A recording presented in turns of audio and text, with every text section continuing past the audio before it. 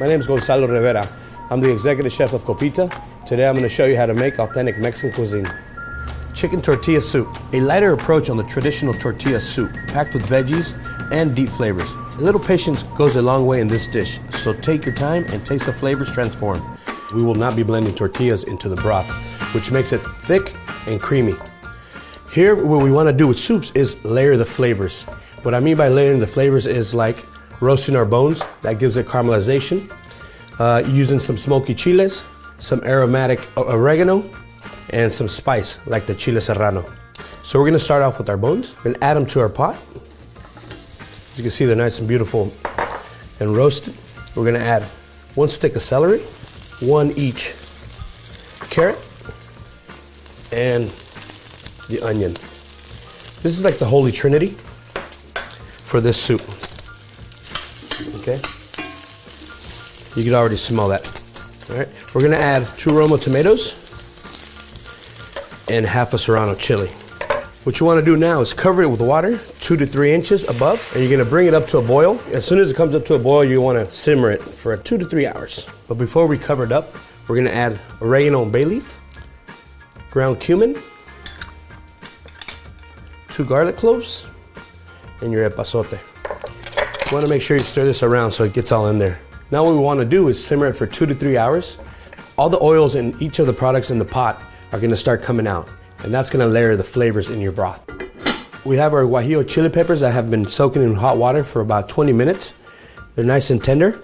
Now what we're gonna do is put them in the blender.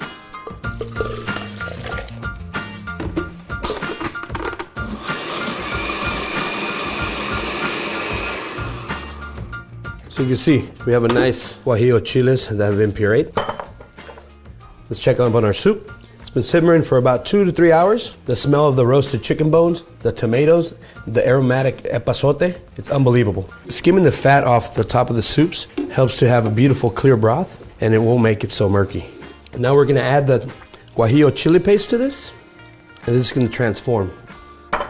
We wanna mix it up, and then bring it up to a simmer again. And we're gonna cook it for another half hour. We have been simmering for 30 minutes after we put the guajillo chili in there. As you can see, it's developed a beautiful red color. All right, we're gonna turn this down, and we're gonna strain this. You wanna get a soup strainer like this, because if you get a finer strainer, nothing will go through. Our soup is nice and strained. We're gonna put it back on the burner, and we're gonna add our vegetables. We're gonna cook this for 7 to 8 minutes, until the vegetables have been cooked through. And now if you make this soup in the summer, obviously you're gonna have beautiful corn, asparagus and all that. You can substitute the vegetables. Here we have chayote squash, carrots, and zucchini. So bring it up to a boil. We haven't seasoned yet, so you don't wanna season the soup too early in the process because it cooks for a long time and the saltiness will just intensify. You see beautiful deep red color, beautiful vegetables.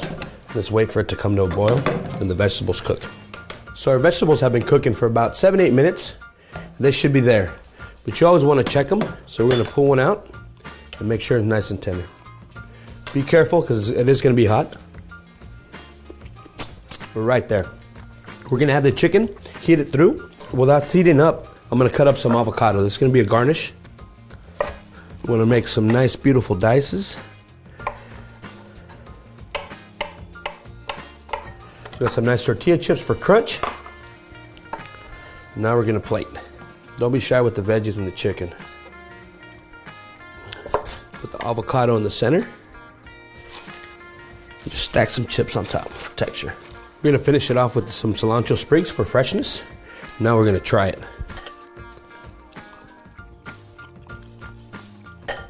The sweet smokiness of the guajillo to the roasted chicken flavor is great for the winter.